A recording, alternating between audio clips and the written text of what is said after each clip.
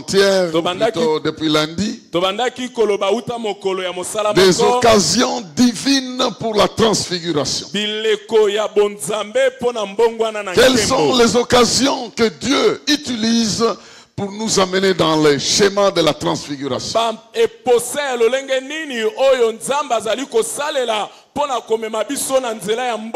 Le premier jour, nous avons dit qu'il utilise les temps des épreuves.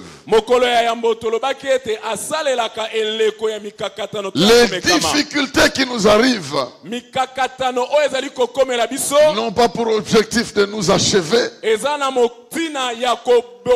nous permettre de voir la face de Dieu et de traverser ces épreuves.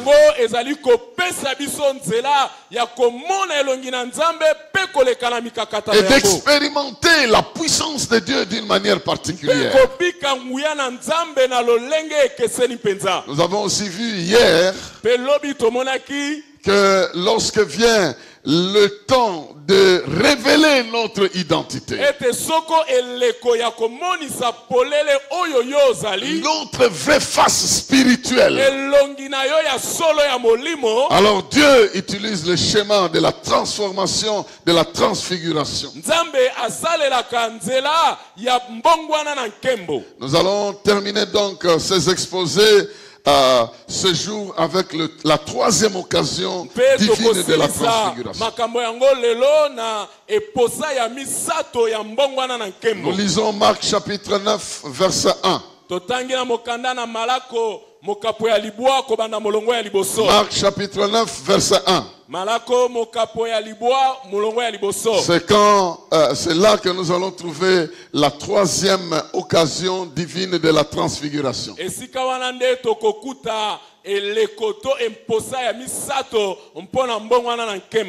Marc 9 1 nous dit ceci. Et Jésus ajouta. Vraiment, je vous le déclare. Quelques-uns de ceux qui sont ici présents ne mourront pas avant d'avoir vu le règne de Dieu venir avec puissance. Quelques-uns parmi vous ne mourront pas avant d'avoir vu le royaume de Dieu venir dans toute sa puissance. La troisième occasion de la manifestation de la gloire de Dieu, c'est lorsque Dieu manifeste son règne. Lorsque Dieu décide de démontrer qu'il est le roi, de démontrer qu'il règne, que le règne lui appartient, le pouvoir lui appartient, la gloire lui appartient, l'honneur lui appartient, l'autorité lui appartient, la royauté lui appartient. Lorsqu'il a l'occasion de démontrer cela, il utilise une puissance au-delà de tous les autres règnes qui peuvent exister. Je suis venu te dire ce soir, sans savoir qui règne dans ta vie, mais je suis venu t'annoncer qu'il y a un qui règne au-dessus de tous les règnes. Il a un règne éternel. Alors, avant d'aller plus loin, j'aime toujours me référer à une manière des hommes de manifester la gloire de leur royaume.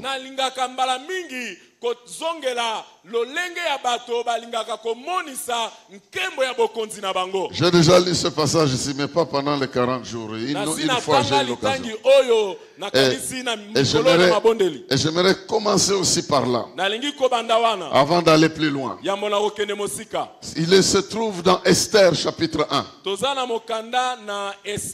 Comment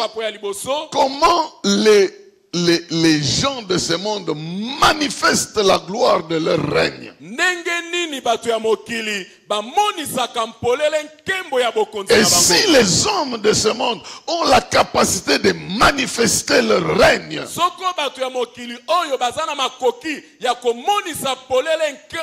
donc Dieu aussi va manifester son règne dans la vie de quelqu'un.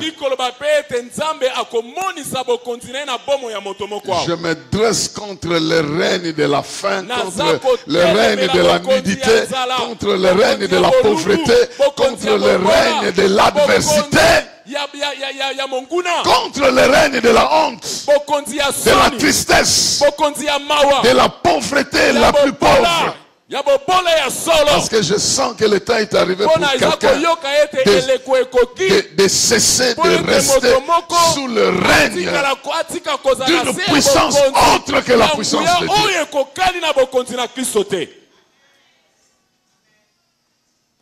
Esther chapitre 1 verset 1. Et le suivant. Cette histoire s'est passée du temps d'Exercès. Celui dont l'empire s'étendait depuis l'Inde jusqu'à l'Éthiopie. Et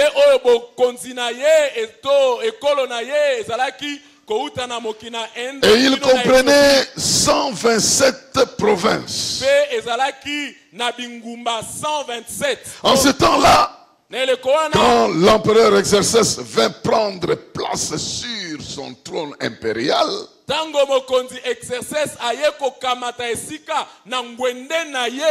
dans la citadelle de Suse. Donc ça, c'est une étape de la biécologie. Donc, en quelque sorte, le jour où il est allé se faire introniser, à l'occasion de son intronisation,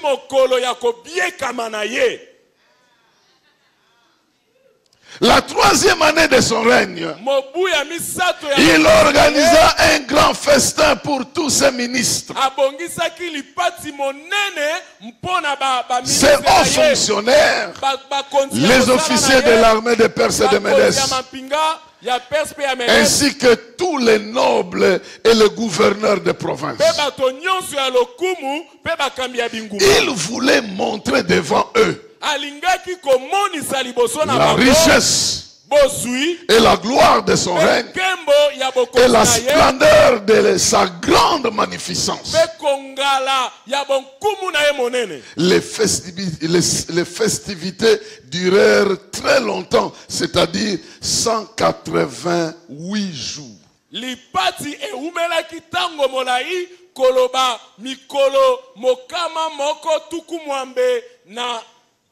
N'a quelque chose.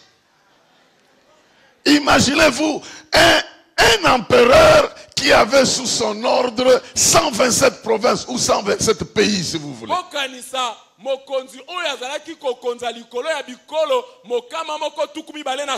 Il invite tous les gouverneurs de province avec leurs équipes.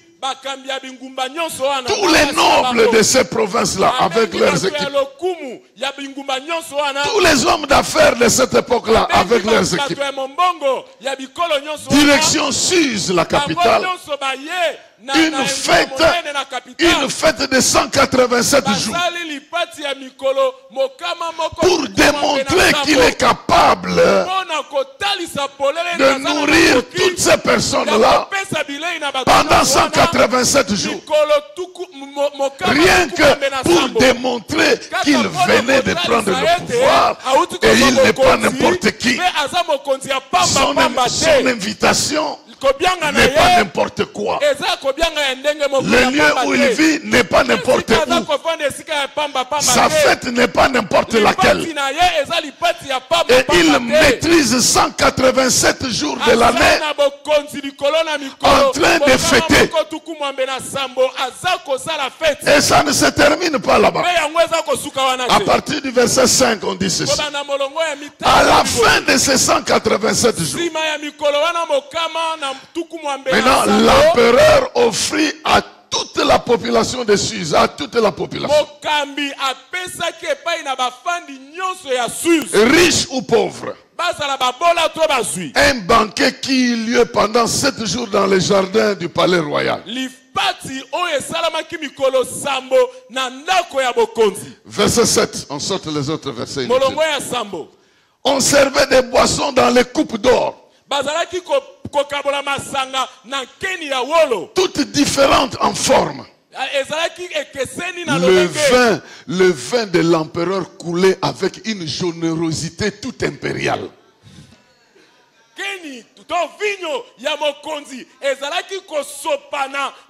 Le vin de l'empereur coulait avec une générosité toute impériale.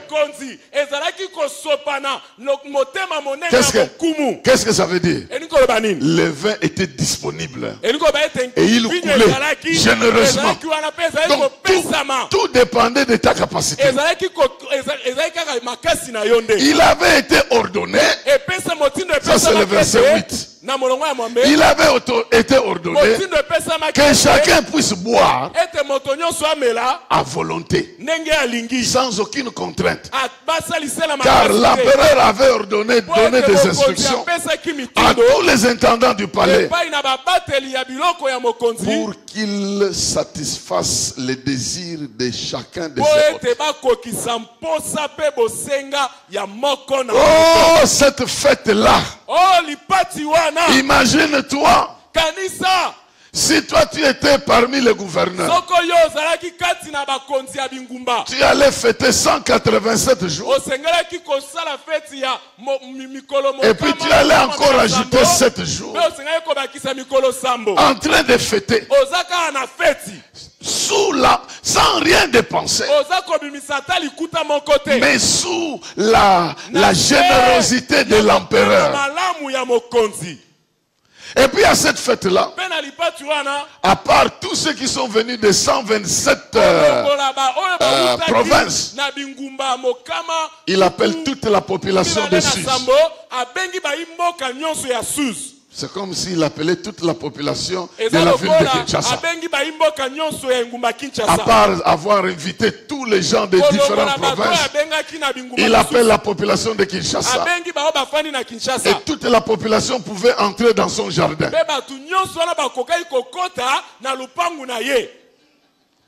Et toute la population avait la possibilité de boire pendant 7 jours, de manger pendant 7 jours, tout ce qu'il voulait, quand il voulait, comme il voulait.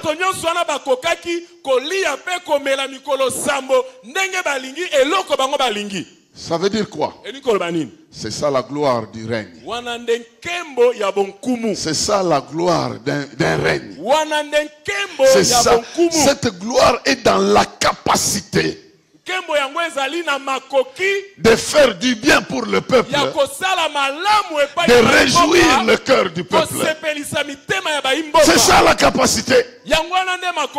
Et moi je suis venu annoncer ce soir qu'il y a un Dieu qui règne. Il n'a pas la capacité de 187 jours. Non, il n'a pas la capacité de 187 jours. Il a une capacité éternelle. Je dis bien une capacité de l'éternité. L'empereur Xerxès avait une capacité de 187 jours. Mais celui dont je viens vous parler, il est un roi éternel. Il a une capacité éternelle. D'éternité en éternité, il est Dieu. Il est d'ailleurs allé arranger des places pour quelqu'un qui est ici. Et d'éternité en éternité, il va te réjouir. Il est capable de démontrer qu'il a le pouvoir sur la vie. Il a le pouvoir sur la mort. Il a le pouvoir sur la destinée. Et il peut faire ce qu'il veut, quand il veut, comme il veut. Alors, le royaume dont nous parlons aujourd'hui, ce n'est pas celui d'Exercès. C'est celui de Dieu. Je parle du royaume de Dieu. Écoutez comment il est défini ici. Romains chapitre 14. Romains chapitre 14. Verset 17. Pour Xerxès, ça consistait à une fête de 187 jours.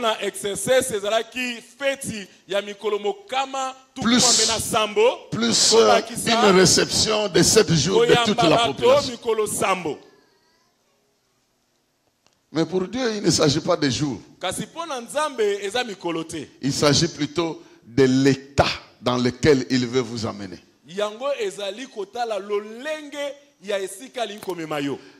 Verset 17. Car le règne de Dieu ne consiste pas à réglementer le manger ou le boire, mais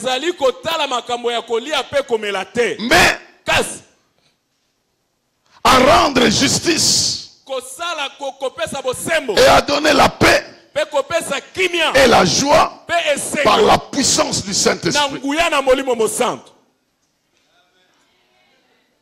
Le royaume de Dieu ne consiste pas à manger ou à boire. Ça ne se concentre pas sur ce que tu peux manger, sur ce que tu peux boire.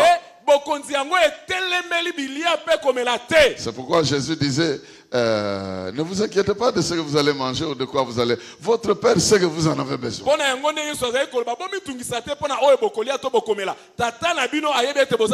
Mais il y a des choses plus importantes. Quand vous les avez, le reste peut venir facilement. C'est ça qu'il faut d'abord avoir. Et il est dit ici, le règne de Dieu consiste à rendre justice et à donner la paix et la joie. Bien-aimés dans le Seigneur, ce sont les choses que le règne du diable a détruit dans la vie des gens. C'est le contraire du règne du diable.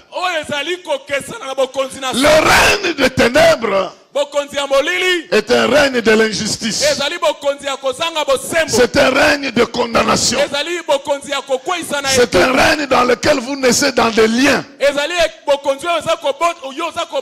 Quelqu'un qui a vécu avant vous a fait des bêtises. Et vous devez payer de ces bêtises-là. Il y a plusieurs qui naissent dans ce règne de l'injustice. Je vais vous donner un exemple.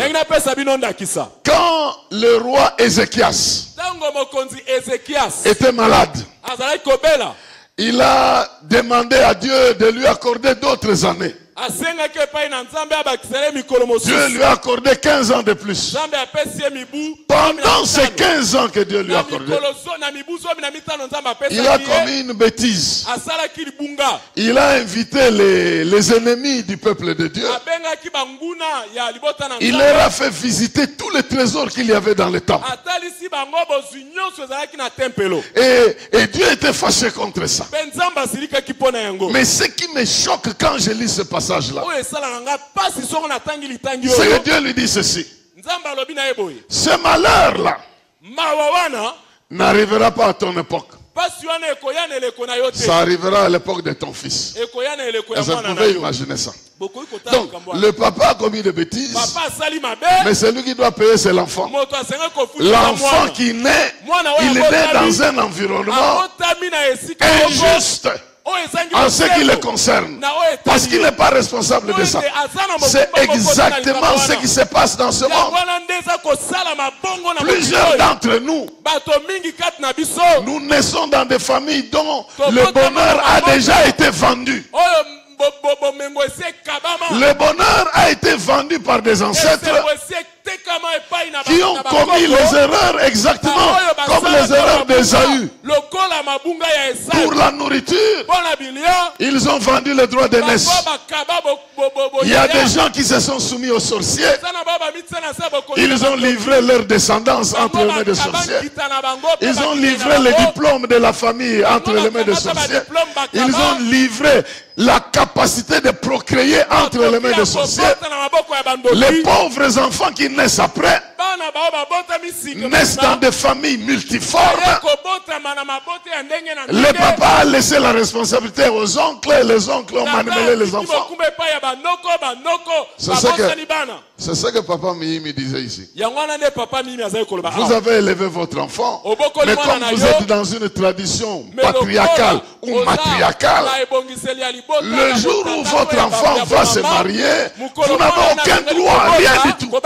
C'est les oncles qui vont commencer à parler. Or, eux, s'ils sont jaloux, ils vont compliquer l'affaire et vous êtes là en train de regarder. Donc, c'est une forme d'injustice qui est déjà établie sur toute la planète. Et c'est à cause de cette injustice que les gens manquent de paix, que les gens manquent de joie. Parce qu'ils n'ont pas accès à leurs droits. Ils n'ont pas accès à leur bonheur. Ils sont bribés dans leurs responsabilités. Alors ils sont tristes. Alors ils n'ont pas de paix. Ça c'est le schéma de l'adversaire. Plusieurs de nous, nous naissons dans ce schéma-là. C'est pourquoi la Bible dit, si quelqu'un est en Christ, il reçoit le pouvoir de devenir enfant de Dieu. 2, il est une nouvelle créature. Les choses anciennes sont passées et les choses nouvelles s'installent. 3, il n'y a plus de condamnation pour ceux qui sont en Christ parce que c'est la loi de l'esprit de vie qui est en train de régir dans leur vie. Voilà pourquoi, si tu te donnes à Dieu et que Dieu doit manifester son règne dans ta vie, il commence d'abord à établir la justice dans ta vie. Il te justifie contre le péché de la famille, contre le péché du clan, contre le péché de ton passé. Il te libère de cela, il te pardonne de cela, il a payé le prix pour cela, il te rend juste. Et quand tu es juste, tu as le droit de jouir à la vie. C'est pourquoi cette manifestation du règne de Dieu dans ta vie va s'accompagner d'une démonstration de puissance. Parce que les gens réclament ta vie de toutes parts. Ceux qui t'ont élevé, ils cherchent à récupérer l'affaire. Ceux qui ont investi en toi, ils cherchent à bloquer l'affaire. Ceux qui veulent profiter de toi, ils essayent aussi d'intervenir. Tu es au centre de plusieurs personnes, comme un terrain indépendant où chacun veut venir profiter de quoi que ce soit. Mais quand le règne de Dieu vient dans la vie de quelqu'un, Dieu s'occupe de cette personne d'une différente manière. Peut-être que nous ne nous rendons pas compte de la réalité qui se passe dans le monde spirituel pour notre vie. Mais ce qui est vrai, c'est que là où Dieu règne, là où il y a la justice, il établit la justice. Il établit la justice. Je viens proclamer la justice de Dieu dans la vie de quelqu'un. Quand Dieu te justifie, les gens qui t'ont vu condamné vont dire des choses pareilles. En principe, ce type-là ne devait pas mériter ça. Comment il est arrivé là? Ceux de ta famille qui t'ont utilisé comme une marchandise, ils ont vendu ta santé. Je n'ai pas le temps d'aller dans les détails de ça. Quand vous lisez Ézéchiel chapitre 17, Dieu est en train de parler de ces choses-là. Il dit, il existe au milieu de vous des sorciers qui tuent les gens qui devaient vivre et qui font vivre des gens qui devaient mourir. Donc, ils ont le pouvoir d'arrêter la vie de quelqu'un, ou ils ont le pouvoir alors de transférer, de prendre le prolongement de la vie de quelqu'un et d'affecter ça dans quelqu'un d'autre. Peut-être ça ne vous dit rien, mais c'est des réalités qui existent. Il y a des familles, dès que quelqu'un est délivré, les autres meurent. Pourquoi? Parce qu'ils tiennent leur vie de... Toutes les souffrances que tu endures là, c'est parce qu'on a jeté ça sur toi. Tout l'argent que tu dépenses pour soigner des maladies qui n'existent pas, c'est en fait pour qu'eux continuent à vivre. C'est ça l'alliance qu'ils ont fait dans le monde des ténèbres. Mais quand le règne de Dieu tombe dans ta vie, il détruit toutes ces règles-là. C'est pourquoi certains d'entre vous vivent des scènes incroyables dans la famille. Tu aides les gens. Tu es gentil envers eux. Mais ils ne t'aiment pas. Ils te haïssent quand même au point où tu demandes. C'est moi qui donne ça. C'est moi qui donne ça. Comment ils ne m'aiment pas? Ils ne t'aiment pas parce que ce que tu donnes là ne les aide pas dans ce qu'ils veulent faire. Ils ne veulent pas ce que tu donnes. Ils te veulent toi. Comme ça, ils te commandent. Mais là, ils n'ont pas le pouvoir de te commander. Ils reçoivent simplement comme des gens malheureux chez qui tu vas jeter ce que tu jettes. Je ne sais pas si je parle à quelqu'un ce soir. Mais je suis venu dire que lorsque Dieu veut se glorifier, il veut transfigurer la situation. Il utilise son règne. Il va régner dans ta vie. Il va régner dans ta santé. Il va régner dans ta famille. Il va régner dans ton travail. Il va régner dans plusieurs domaines. Et quand il règne, il vient manifester sa justice. C'est pourquoi j'aimerais dire à quelqu'un, tu auras un dédommagement des années de travail que tu as fait. Tu as travaillé dans des impayements de certaines choses qui sont tes droits. Et j'annonce la justice de Dieu sur ta situation. L'on n'oubliera pas le travail que tu as fait. Il est le Dieu qui va ramener le droit des années antérieures. Je le dis au nom de Jésus-Christ. C'est pourquoi il est dit que Dieu n'est pas injuste pour oublier le travail que vous faites. Et dans sa justice, il va voir. Comme disait une jeune fille qui est venue me voir. Elle a des parents, elle ne connaît pas son père. Elle a vécu avec une mère qui n'est pas en mesure de bien se déplacer, qui se déplace, c'est une personne invalide. C'est sa propre mère, elle est invalide, elle ne peut pas. Alors elle me dit ceci, nous vivons chez l'ami de ma mère. Et nous restons là parce que ma mère, dans ces conditions-là, elle ne sait rien faire. Alors, la famille a des jeunes et des grands enfants et tout ça. Alors, moi, mon travail, c'est de faire tous les travaux de la maison, de laver tous les habits de tout le monde, de faire la vaisselle pour tout le monde, y compris des sous-vêtements de tout le monde. Je ne peux pas sortir si je ne fais pas ce travail. Vous voyez un monde injuste.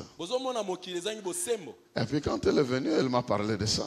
Je lui ai dit, Dieu n'est pas injuste pour oublier ce que tu fais. Il y a une étape de ta vie où tu peux être domestiqué. Une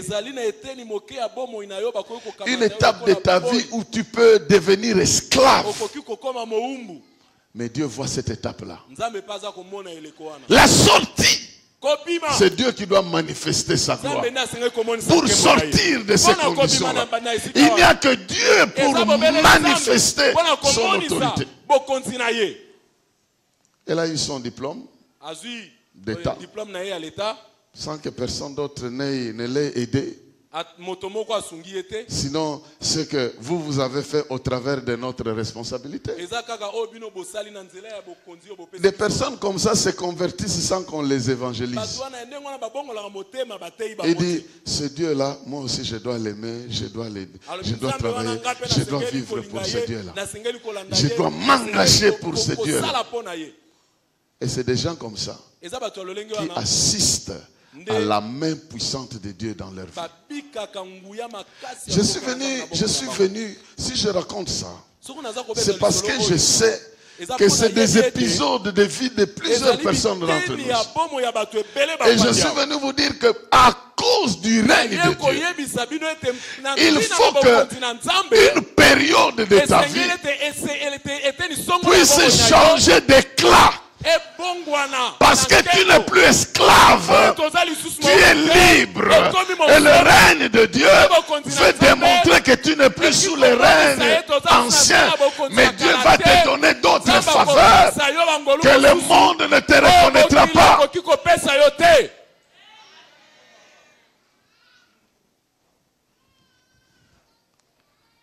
Le royaume de Dieu consiste à la justice, à la paix et à la joie que donne le Saint-Esprit. Donc la première chose, Dieu veut transfigurer votre vie avec ces trois éléments-là. Il veut vous faire justice. Je ne sais pas quelle situation tu traverses. Je viens te dire, Dieu va te faire justice. Dieu va te faire justice. La deuxième chose, Dieu vient donner la paix.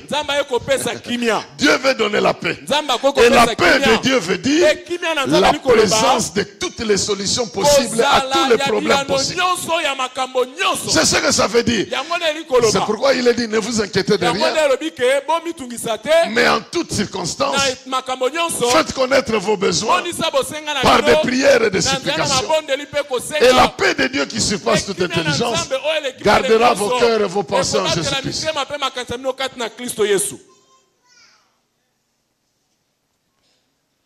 Dieu va se glorifier dans ta vie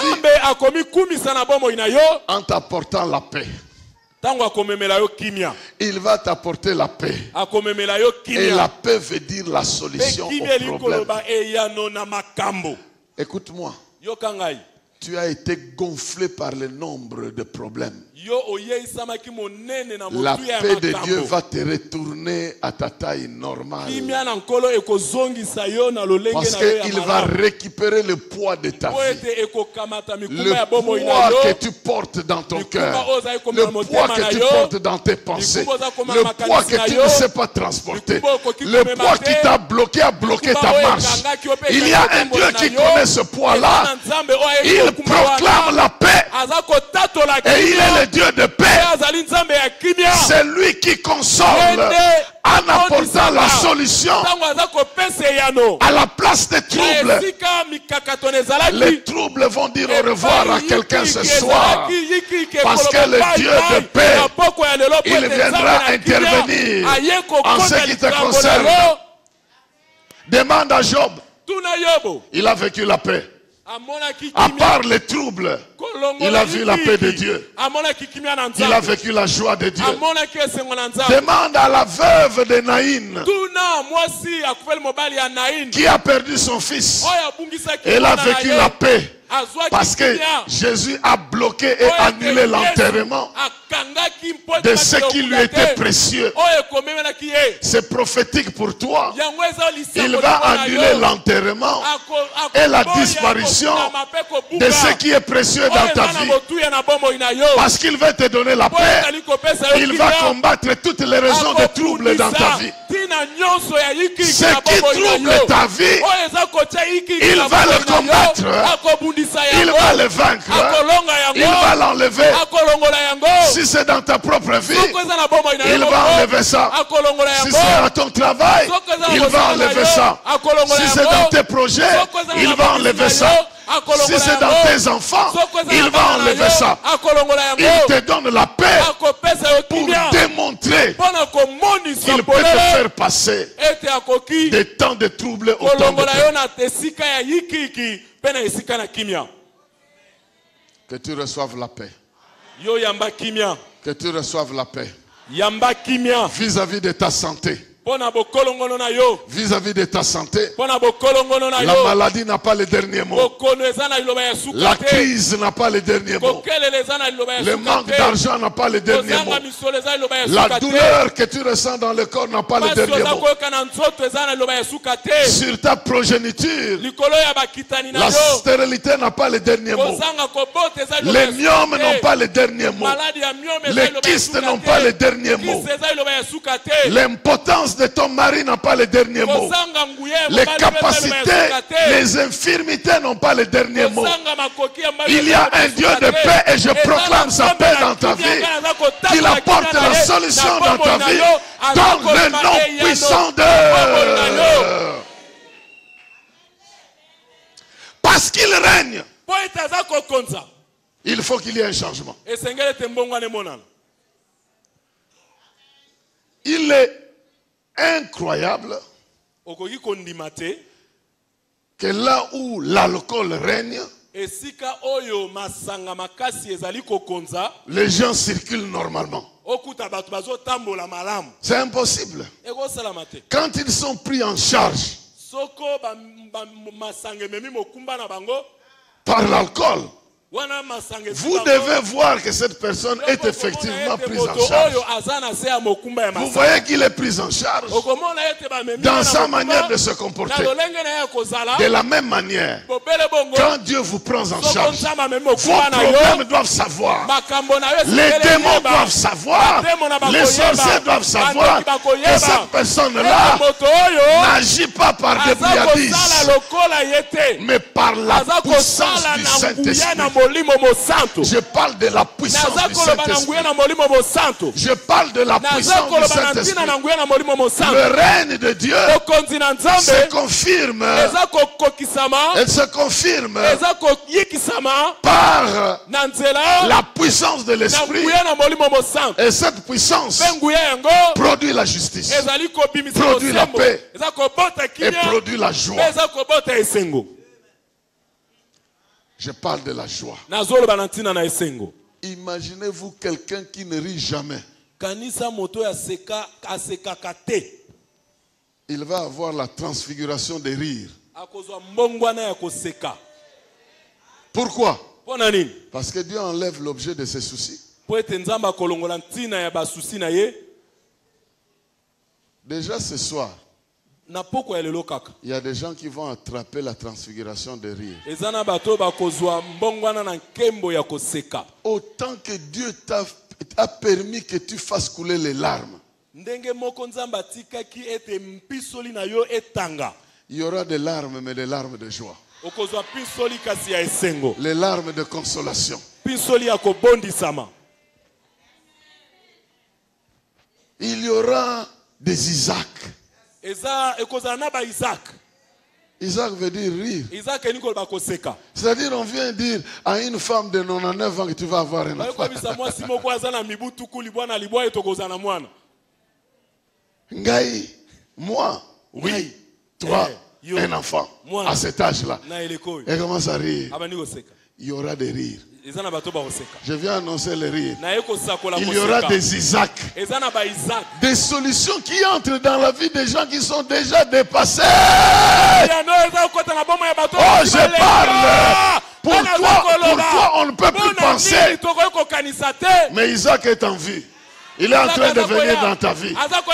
Il est en train de venir dans ta vie. Dieu te fera rire.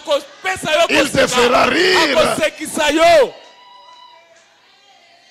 C'est comme quelqu'un qui attrape un diplôme d'État à 60 ans. C'est ce que je veux dire. Quelque chose que les gens de ton âge ont déjà perdu. Mais toi, tu vas avoir ça. Il y en a de ceux qui en auront tôt. Et il y en a de ceux, même s'ils sont tard, ils vont avoir ça. Il y a des bénédictions prématurées ici qui vont faire rire les gens.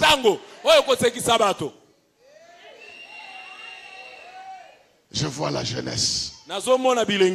Je vois la jeunesse dotée des moyens que les parents n'ont pas. Les parents n'ont pas eu ces moyens-là. Et eux vont avoir ça très tôt. Ils vont avoir les augmentations de salaire très tôt. Ils vont avoir le travail très tôt. Ils vont sentir l'odeur de millions très tôt. Parce que Dieu va faire quelque chose qui va faire rire les gens. Parce qu'ils sont règnes. C'est authentique.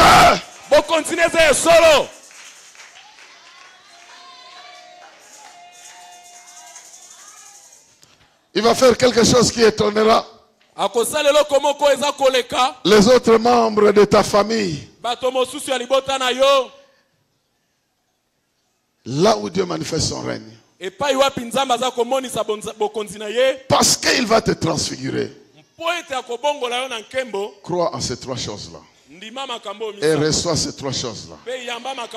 La justice de Dieu. J'aimerais déjà dire, ne regarde plus ta vie comme tu la vois là. Dieu est juste. Dieu est bon. Dans sa bonté et dans sa justice, il donne raison à tous ceux qui sont en Christ. C'est ça le problème. Parce qu'il n'y a plus de condamnation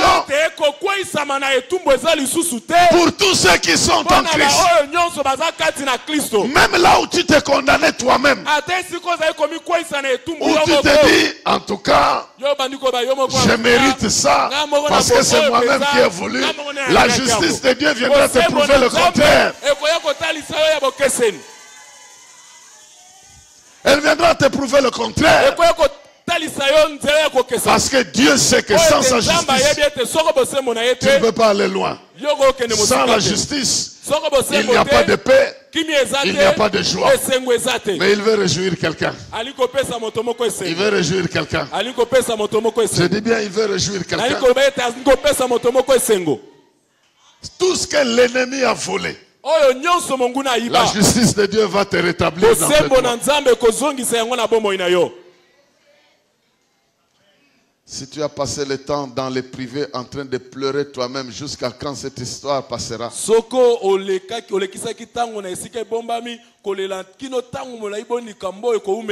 La justice de Dieu va te rétablir dans tes droits.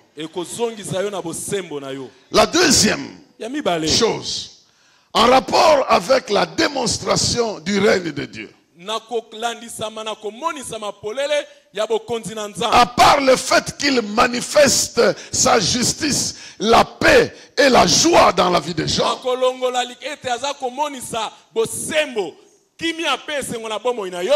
il glorifie le service.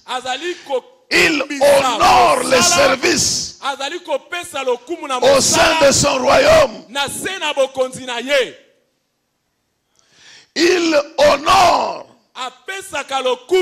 les services au sein de son royaume. En d'autres termes, tous ceux qui le servent, ils doivent recevoir l'honneur qui vient de la part de Dieu.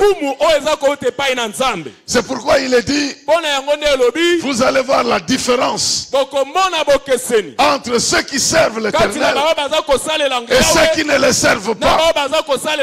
Si tu sers l'Éternel, parce que tu es dans son royaume, il doit se te distinguer. C'est le royaume de ce monde ici qui ignore les services. Le système de ce monde qu'on appelle Babylone dans la Bible. C'est le système qui avilit l'homme et qui l'écrase. C'est pourquoi quand vous lisez Ecclésiaste, tu vas entendre des expressions comme « il y a quelque chose de mal que j'ai vu sous le soleil ». J'ai vu un homme, pendant toute sa vie, il a accumulé les richesses, mais il n'a pas pu jouir. Il a laissé ça aux gens qui ont gaspillé ça sans connaître la douleur que l'autre avait subie. Parce que c'est sous le soleil. Le travail que tu fais, si tu ne le fais pas pour Dieu, en tout cas, tu es pitoyable. Si ce que tu fais, tu le fais pour Dieu, tu seras honoré. C'est pourquoi il est dit, soit que nous mangions, soit que nous buvions, quoi que ce soit que nous fassions, parce que nous sommes dans le royaume, nous voulons le faire avec l'intention d'honorer Dieu dans notre vie. Dieu veut que nous soyons un royaume de sacrificateurs. Que nous soyons au service de Dieu lui-même. Un sacrificateur, c'est un lien entre les hommes et Dieu. C'est-à-dire, c'est lui qui fait connaître Dieu aux hommes et c'est lui qui rapporte les problèmes des hommes à Dieu. C'est ça notre rôle. Et si notre vie, nous la mettons au service de Dieu, parce qu'il règne, il va intervenir à notre faveur. C'est pourquoi je t'encourage, même si tu es dans une société où tout le monde triche comme tout le monde, et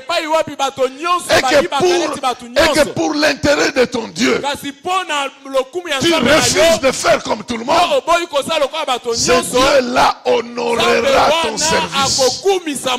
Je le déclare au nom de Jésus-Christ. Même si tu te sens abandonné, même si tu as perdu ce travail dans ces conditions-là, même si tu as été minimisé, il y a dans ta vie le règne de Dieu. Tu ne mourras pas à cause de ça. Il trouvera d'autres occasions.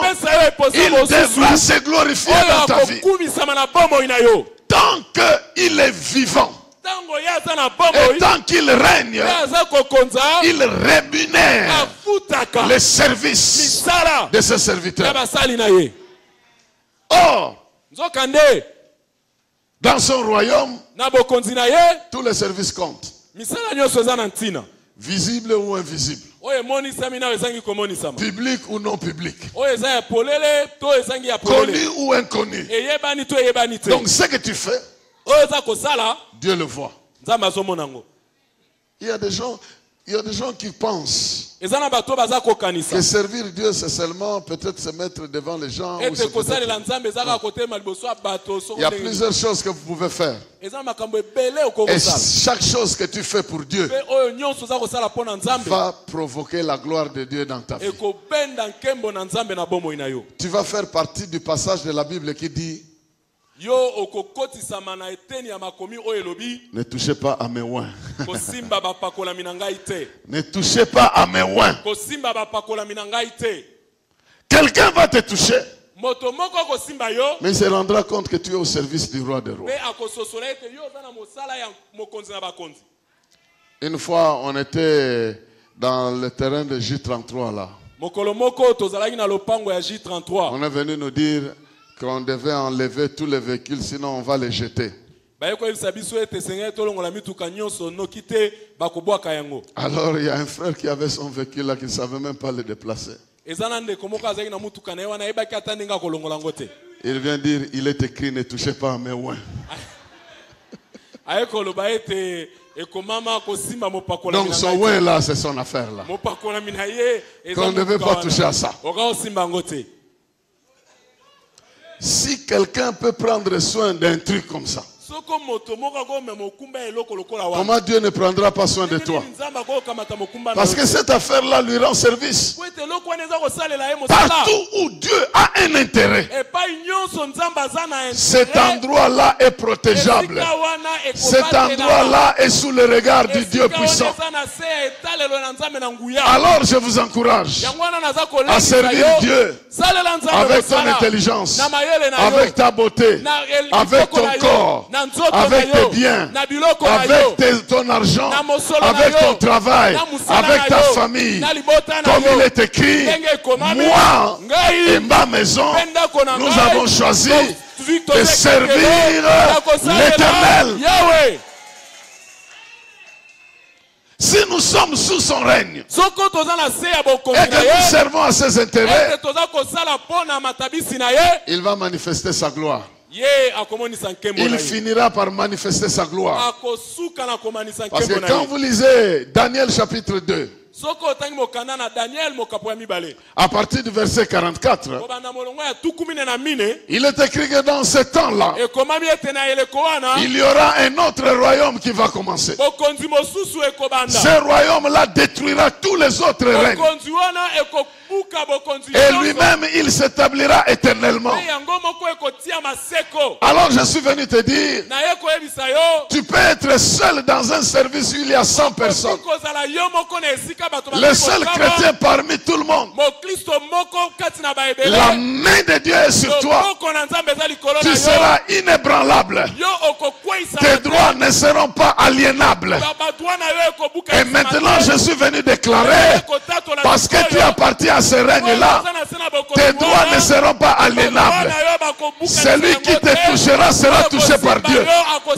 Celui qui se dressera contre toi sera évacué par Dieu. Le règne de Dieu veut maintenant se manifester selon ce que l'Esprit est en train de dire. Il est en train de dire, il y a longtemps qu'on a bribé les droits des chrétiens. Il y a longtemps qu'on a bribé les droits de mes enfants. Mais le temps est venu. Celui qui touche à mes enfants, je le touche. Celui qui bouscule à ses droits, je le bouscule. Celui qui se dresse contre mes enfants, je me dresse contre lui. Je viens te dire de la part de l'Éternel, si tu sers l'Éternel, c'est lui qui ouvrira le passage. Si une porte se ferme, cette porte sera derrière toi. Si une porte se ferme dans ta vie, c'est que cette porte est derrière. Devant toi, il ouvrira une autre porte. Si tu étais dans une porte et que la porte se ferme, c'est qu'elle est derrière. Derrière, devant toi, il va ouvrir une autre porte. Parce que tu le sers, il te glorifiera. Ésaïe 42 parle du serviteur et de la gloire du serviteur.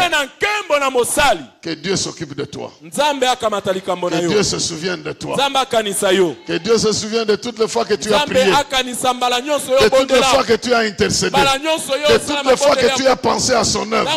De toutes les fois que tu as dit du bien à son œuvre. Que Dieu se souvienne de toi.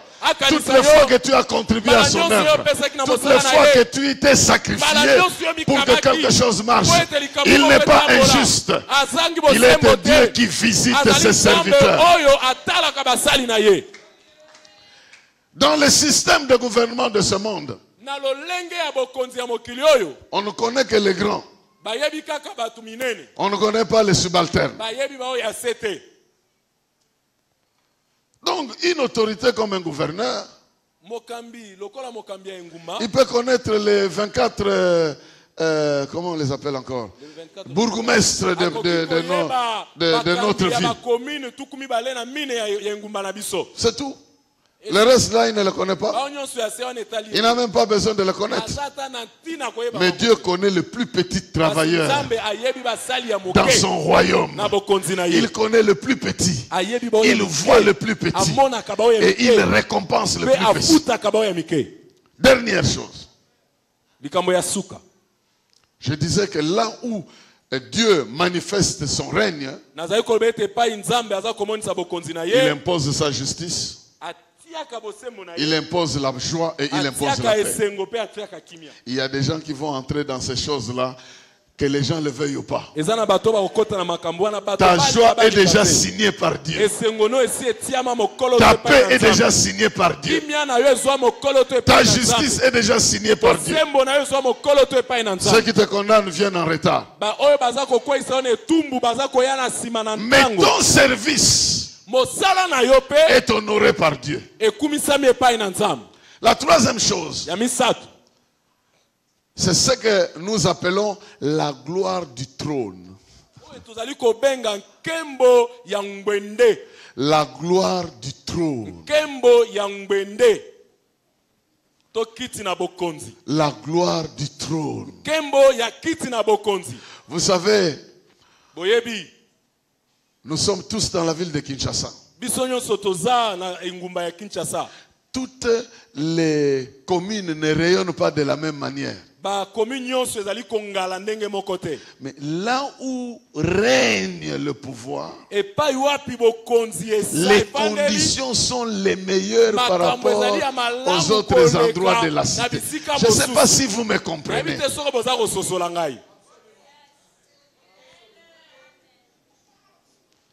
La ville n'a pas le même éclat.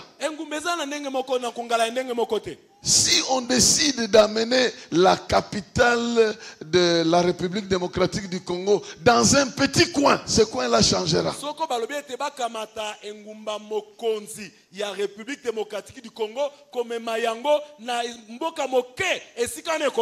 Pourquoi? Parce qu'il y a la gloire du trône. Là où il y a le trône, il y a une gloire.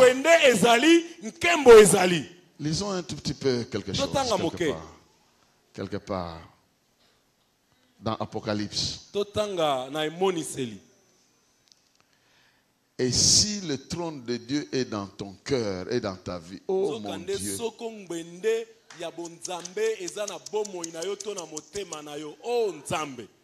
il y a quelque chose qui doit se passer. Dieu a-t-il installé son trône en toi, oui ou non? Si il a installé ça, alors il y a quelque chose qui doit se passer. Il y a la transfiguration qui doit se passer.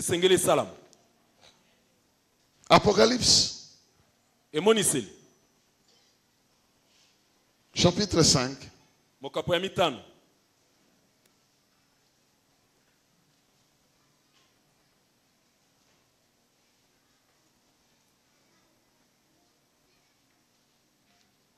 Non, lisons d'abord chapitre 4.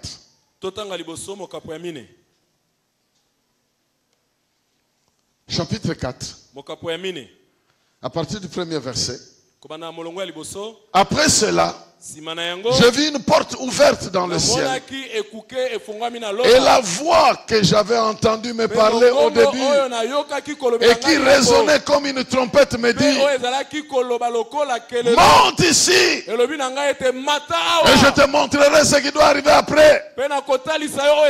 À l'instant, l'esprit se saisit de moi. Et voici, il y avait un trône dans le ciel. Et sur ce trône, quelqu'un siégeait. Celui qui siégeait avait l'aspect d'une pierre de jaspe et de sardoine. Un arc-en-ciel entourait le trône, brillant comme de l'émeraude. Autour du trône se trouvaient 24 trônes. Et sur ce trône siégeaient 24 vieillards. Ils étaient vêtus de blanc et portaient des couronnes d'or sur leur tête. Du trône jaillissaient des éclairs, des voix, des coups de tonnerre. Devant le trône brûlaient les 7 flambeaux ardents qui sont les 7 esprits de Dieu. Devant le trône s'étendait comme une mer de verre, transparente comme du cristal. Autour du trône, et tout autour, 4 êtres vivants, entièrement couverts d'yeux, devant et derrière. Le premier ressemblait à un lion, le deuxième à un jeune taureau, le troisième avait l'aspect pareil à celui d'un homme. Et le quatrième était semblable à un aigle en plein vol. Chacun de ces êtres vivants avait 6 ailes. Couvert Dieu par-dessus et par-dessus. Jour et nuit, il ne cessait de dire Saint, Saint, le Seigneur, le Dieu Tout-Puissant. Celui qui était, celui qui fait. Quelqu'un peut dire Amen. Chapitre 5. Chapitre 5.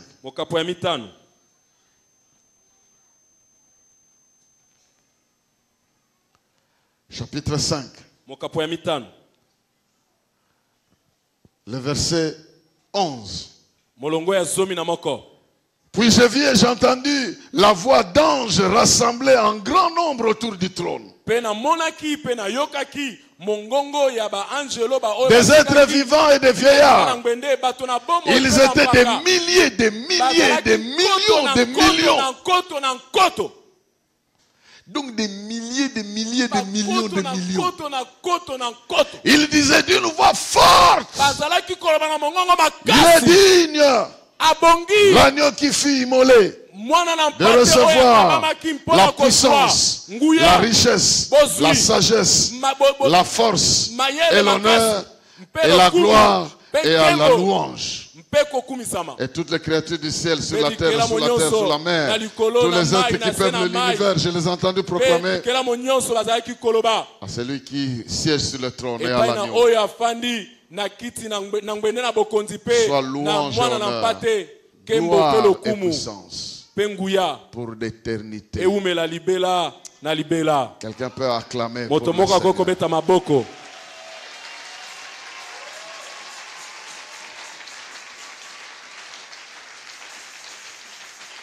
Vous pouvez oublier tout ce qu'il y avait autour du trône. Mais il y a 4 choses que vous ne devez pas oublier: la puissance, l'honneur, la gloire et la force pour l'éternité. C'est ce qu'il y a dans le trône. La puissance, l'honneur, la gloire et la force d'éternité en éternité. Bien-aimé dans le Seigneur, je suis convaincu que nous allons passer un temps où les gens doivent se rendre compte qu'en nous, il y a le trône de Dieu. Dieu trône dans nos cœurs. Il trône aussi dans nos cultes. Il trône dans nos familles. Il a son trône là où nous sommes. Et je déclare, parce que son trône est établi dans nos cœurs, sa puissance doit se manifester. Sa force doit se manifester. Sa gloire doit se manifester. L'honneur doit se manifester. Laissez-moi proclamer dans la vie de quelqu'un: l'honneur de Dieu va t'accompagner. Je dirais: l'honneur de Dieu va t'accompagner. Qu'est-ce qu'il y avait avant? C'était la honte du péché.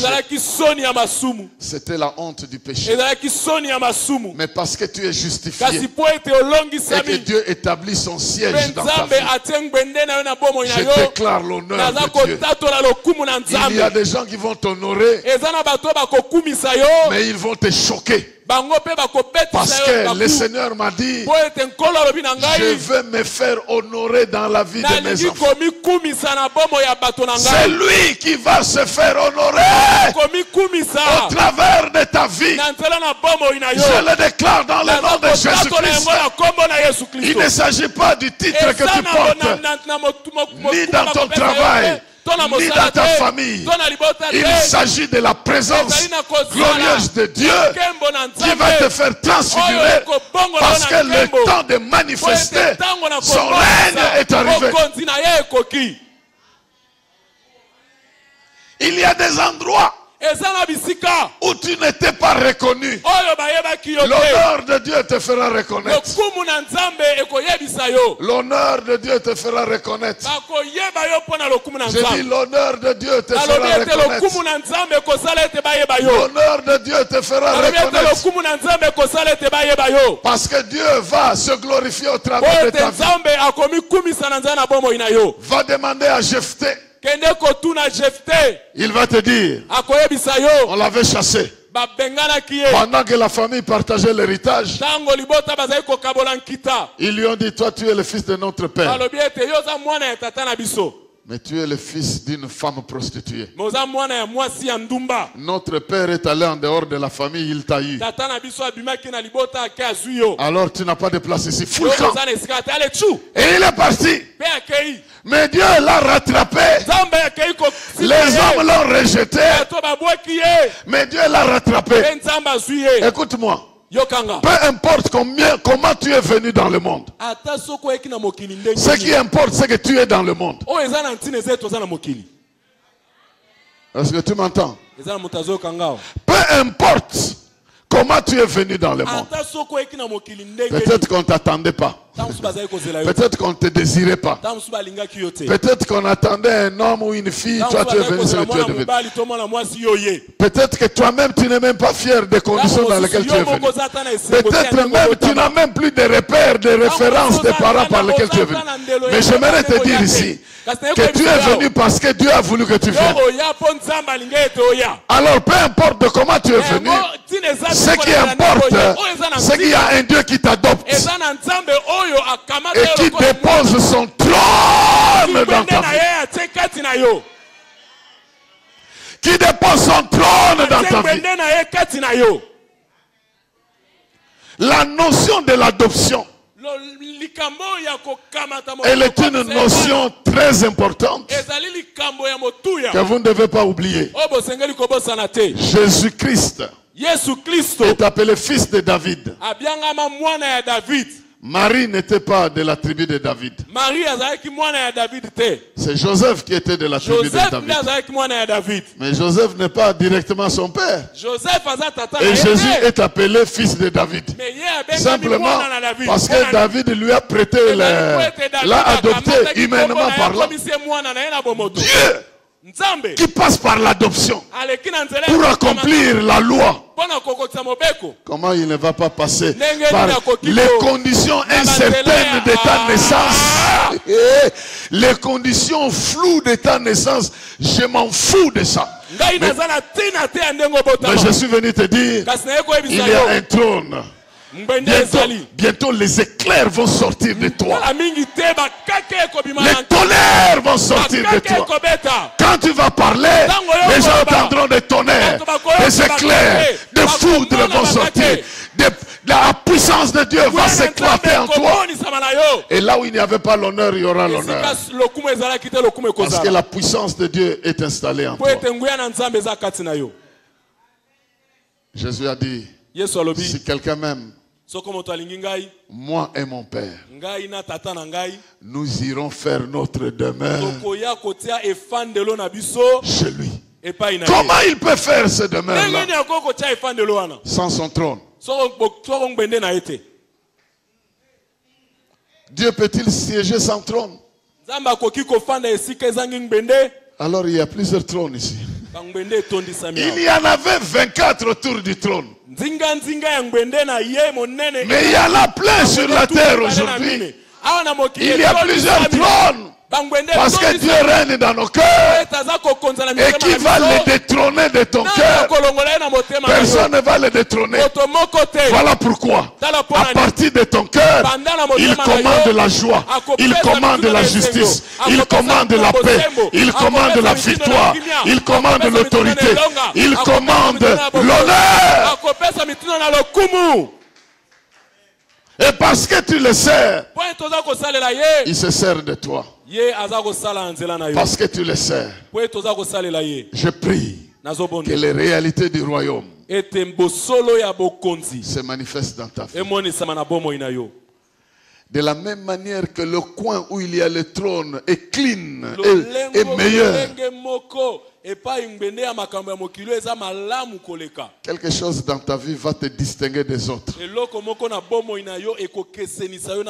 Vous êtes plusieurs dans la famille. Mais là où il y a le trône de Dieu, ça sera différent de là où le diable a mis son trône. Toi, tu sortiras des foudres qui vont intercepter les malédictions qui viennent. C'est des anti-missiles contre les puissances des ténèbres. Tes prières changeront d'ardeur et d'autorité. Tes déclarations pour ta famille vont s'imposer. Là où il n'y a pas de bénédiction, tu apporteras la bénédiction. Là où il y a la malédiction, tu l'arrêteras. Parce que le pouvoir de Dieu circule avec toi. Il y a même des gens qui sont allés chercher la bénédiction chez les parents. Les parents ne les ont pas bénis.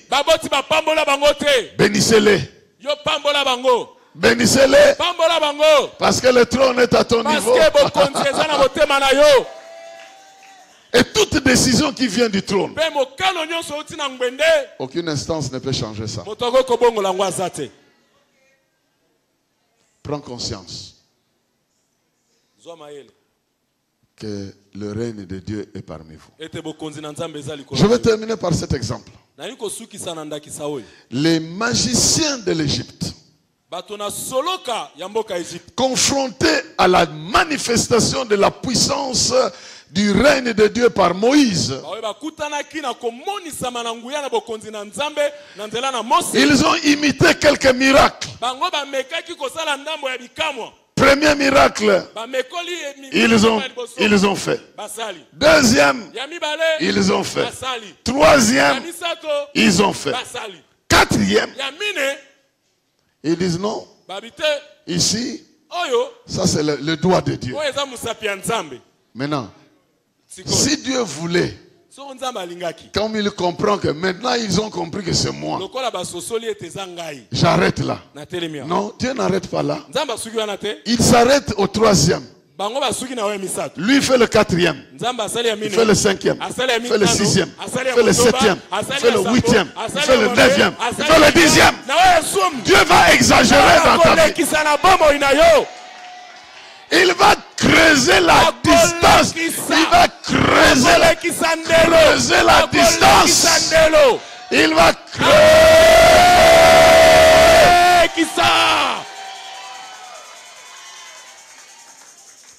Les sorciers ont bloqué le diplôme. Toi, tu vas multiplier les diplômés. Tu vas multiplier les diplômés. Ils ont bloqué les enfants. Tu vas procréer des progénitures. Troisième, quatrième, cinquième génération. Dieu va creuser l'écart.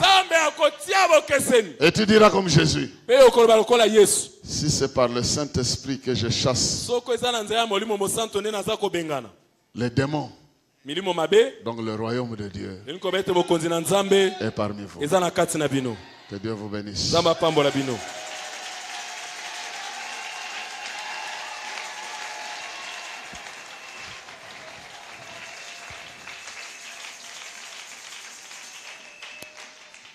Je vais demander à David de passer un instant ici.